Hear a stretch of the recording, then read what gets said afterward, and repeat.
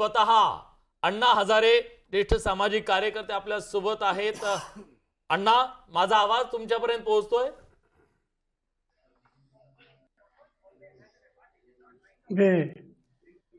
अण्णा, आज दिल्लीचा निकाल आला। हा निकाल तुम्ही कसं पाहता त्याच्याकडे? हा निकाल तुम्हाला अपेक्षित होता का की अनपेक्षित आहे?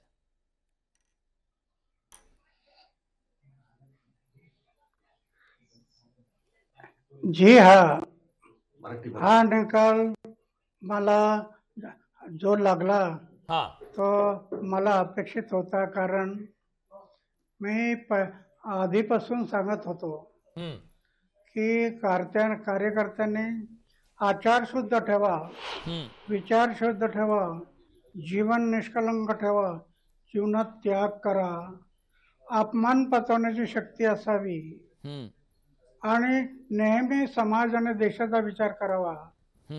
पण हळूहळू सुरुवातीला बरे वागले, पण नंतर यांच्या डोक्यामध्ये दारू शिरली, दारूचे दुकान शिरले, दारूचे लायसन्स शिरले आणि तिथून घोटाळा झाला।